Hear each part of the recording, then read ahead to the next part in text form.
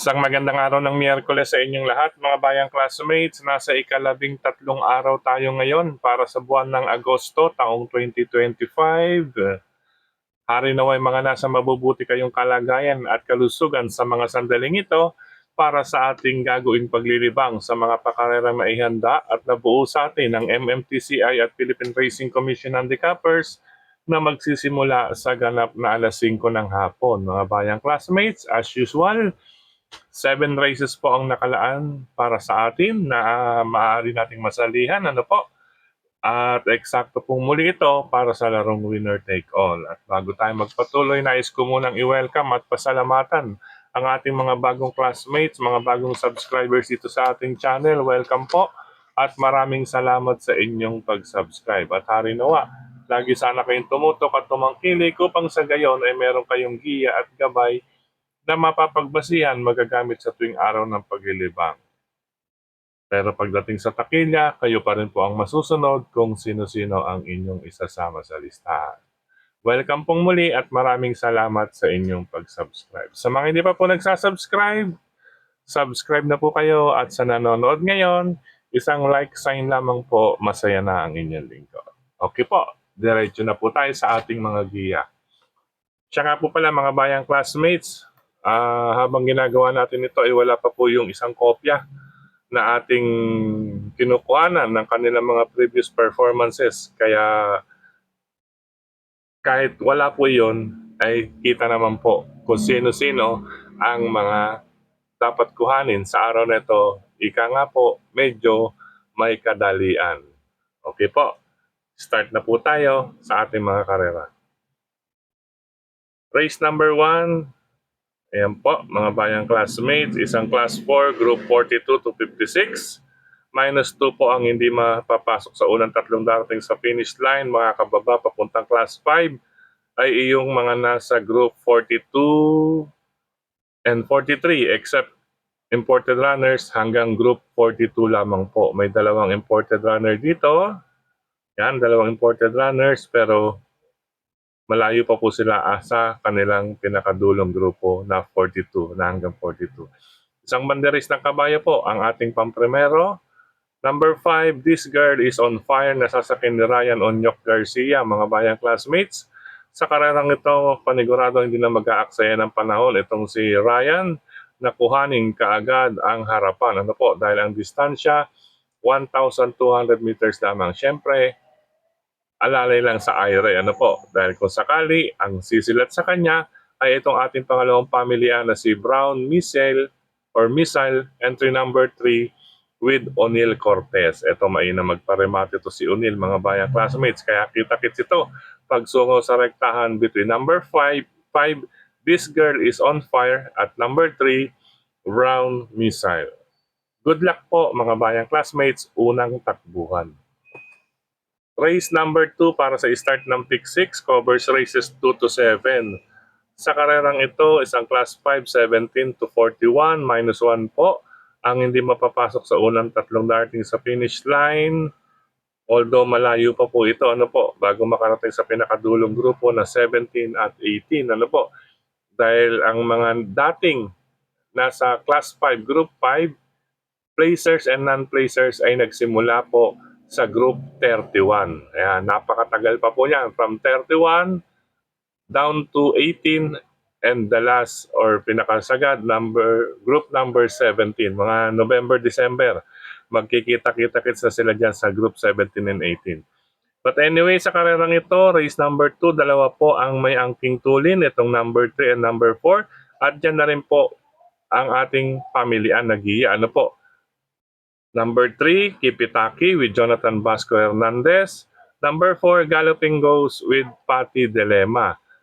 Ang labanan po, depende sa IRE at depende sa Go Signal. Ayan mga bayang classmates, ulitin ko, depende sa IRE at depende sa Go Signal para sa 3 and 4. Kaya makibalita, magdagdag po sa karerang ito. Ito pong pinakasusi, makibalita at magdagdag. Depende sa IRE with a combination of Go Signal. Alam niyo na pong ibig sabihin yan. Dagdag po sa race number 2.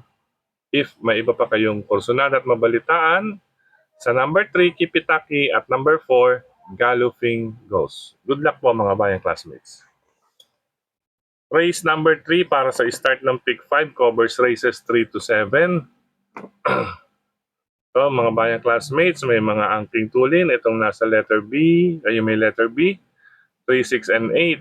Para dito sa class 5, group 17 to 41, minus 1. Ayan po, matagal pa po talaga mapasagad papuntang 17 and 18. But anyway, ang aking pamilyan dito na rin ako, solo number 6, Bad Boy MJ with Patty Dilemma, mga bayang classmates. Although may mga matutulin din, na katulad niya, tingin ko kayang i-rate ito ni Patty Dilemma. And speaking of peso or timbang na dadalhin at 57 kilograms ay hindi naman po sila magkakalayo sa peso or timbang na dadalhin. Ano po? Ang pinakamalayo lang ay 2 kilos. Ayan. Kasi ang pinakamababa is 55 kilograms. Ito ay 57. Pero sa totoo lang, may allowance pa tong kilos mga bayang classmates, 3 to 4 kilos. Ang allowance nito kasi pagkatapos ng karera, medyo hingal, gumagaang po yan. Kaya may allowance na kilograms pang karga yan bukod sa nababasa natin sa racing program. Okay, balik tayo. Karera numero 3 para sa start nga po ng pick 5. Solo number 6, Bad Boy MJ with Patty Ramos Dilemma. Dumako naman tayo sa ika-4 na takbuhan mga bayang classmates na kung saan ay pick 4 event naman. From races 4 to 7 tayo mga bayang classmates sa karerang ito. Isang class 5, 17 to 41 ulit. Minus 1 ang di makapasok sa unang 3 darating sa finish line. Mas mataas na grupo pinanggalingan nito. Siguro ito yung mga dating nasa 6 to 10 and 11 to 15. Ano po? Anyway, 3 pa ang may angking tulin dito. Antimano, mga nasa harapan na kaagad ito mga bayang classmates. At kung sakali mang magkalakasan, ito nga ang darating yung napipisil o napipiling paborito, number 7 at si Aki Holly with Elvin Abreya. Pagkakataon na po, hari nawa, ibigay na po ang lahat para sa kapakanan ng bayang karerista para dito kay Aki Holly.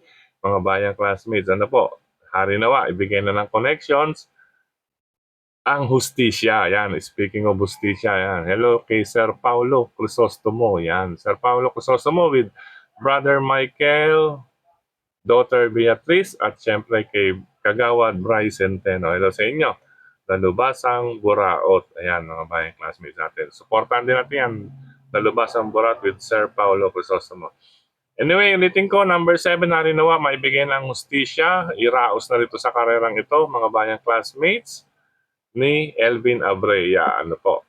Kung maglalagay ako ng proteksyon, kung sakali man itong number 6, hindi ko bibitawan basta si Sunny Nature na sasakyan ni Christian Pilapil, mga bayang classmates. Sunny Nature ang aking pangsama sa number 7, Aki Holly. Good luck po, karera numero 4.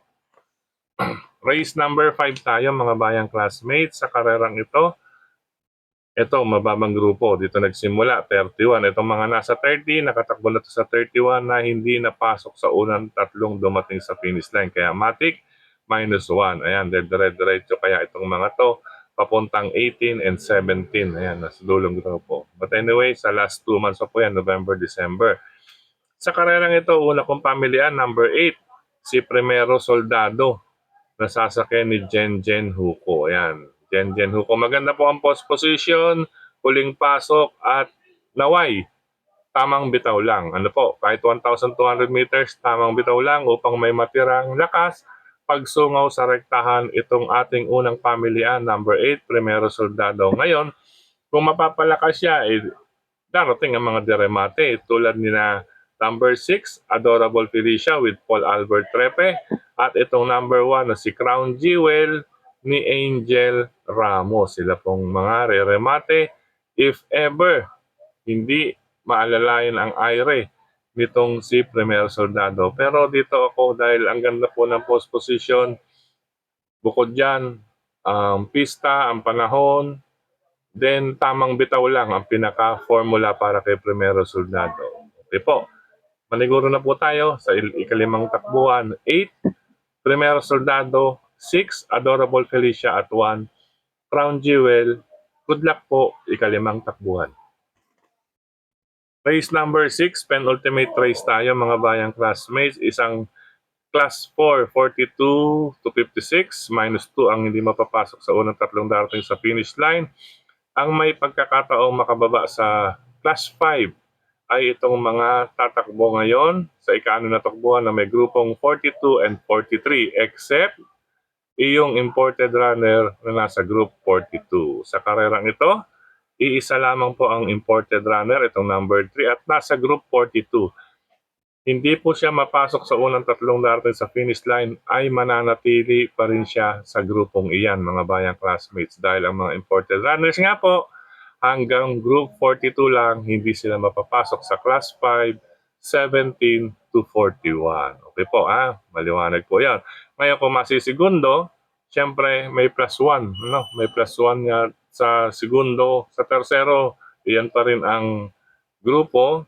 Then kung mananalo, plus 7 or plus 5. Depende po sa klase ng pagkapanalo at sa lengths ng distansya sa agwat ng nanalo at sumigundo or pumangalawang dumating. Ano po? Ang nababasa ko, pag 3 lengths pababa, plus 5. Pag 5 lengths pataas, plus 7. Iyan po na-obserbahan ko lamang po iyan, mga bayang classmates. Observe nyo rin, mga bayang classmates. Ito naman, di ba, imported runners itong number 3. Pag hindi mapasok sa unang tatlong darating sa finish line, hanggang dyan lang siya sa class 4, 42 to 56 ulit. Ulitin ko. Habang itong sina, number 1, yan, nasa 42, at itong si number 6, makakababa sa class 5. Group 40. Yan. Kasi since 42 sila, minus 2, makakababa sila sa class 5 or makakapasok sila sa class 5 as group number 40, mga bayang classmates. Okay po. Anyway, sa karerang ito, ayan na, nakita naman na ninyo. Number 7, runway 10 with Jen Huko, mga bayang classmates. Tingin ko, sa pagkakabayo, wala tayong problema. And with Jen Huko, no problem. Kaya solo, race number 6 or number 7, runway 10. Pwede pala, no? Double, Jen Huko. Primer soldado at runway 10. Ano po? 8-7 combination para sa races 5 and 6. Good luck po mga bayang classmates. Race number 6, solo number 7, runway 10. Ngayon, kung may iba pa kayong pili korsonada dyan, sige lamang po, isama nyo lamang mga bayang classmates. Iyan po ay aking giya po base sa aking pagre-revisa. Runway 10, napakababa na po yan. At kay Jackie Jen Huko or Jonathan Huko, buo ang loob ko dyan mga bayang classmates. Okay po. Dumako na tayo sa last and final race, mga bayang classmates, sa paratingan.